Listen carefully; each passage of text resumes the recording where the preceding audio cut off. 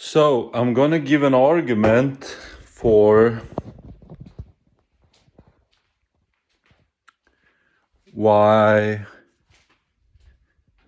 defining yourself is so important not to do.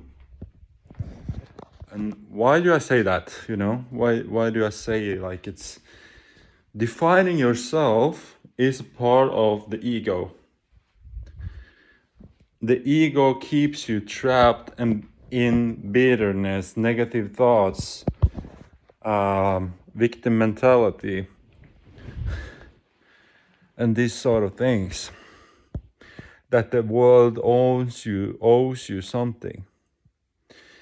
But as you surely have heard, the world doesn't care about feelings, right? It doesn't care if you are like happy or sad or bitter or angry or feeling lonely or whatever. It doesn't care about that. And that might sound brutal, but it's actually really good because that makes you have free will to choose to be happy, having a uplifting mood. You can choose that. You can choose to do the things that makes your body feel right now. What does your body feel? But does it feel like laying down, sitting down? Like, for example, watching something on the internet or doing something. What does it feel like doing? What do you like feel like doing right now? You have the choice to do that. So it means that you are free to make yourself feel uplifted and positive and good. Um, Doing what you like to do. Maybe you like to play some games, whatever it is. Make some good food. And this is like you haven't defined yourself then, right? In that state, you have not defined yourself. It's when you define yourself, it becomes trouble because then you also say that the world owes you something. When you define yourself, oh, I'm like that. No, I'm a little bit like that. I'm like shy, or I couldn't do that. No, that's not for me. I'm not that talented or like them or whatever it is. What have these things in common? They are victim mentality.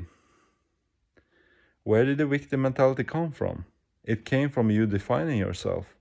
You said you were like shy. That's a definition. You said you were like, oh, not talented, not good enough. You said that. You defined yourself. So, this is what causes a human being to suffer because they're defining themselves, which means they are putting their life outside of themselves. This is really heavy stuff, actually. You're like putting your life in other people's hands in a way. And even just giving away from your own hands, giving your life away from your own hands. Like you are letting the world like um decide what is going to be out of you, what your life is going to be like, what your day is going to be like.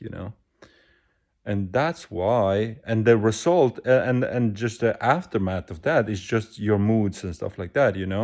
Oh, you're feeling sad, you're feeling angry, bitter, lonely. All of that is just a result that you have given your life away from your own hands. You're not living like your life anymore. You gave it away.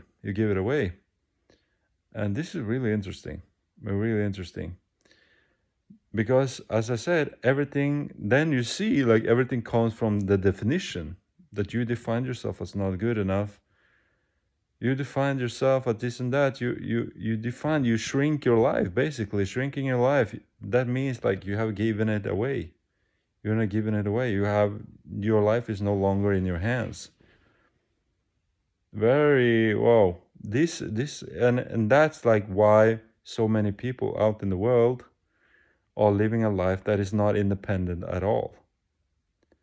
They have a job, have a house, to live in, apartment to live in, whatever, but they're not independent being, because the independent being or not being independent has something to do with the psyche. So when you have given your life away, you're not independent anymore. You're not an independent being. You have defined yourself.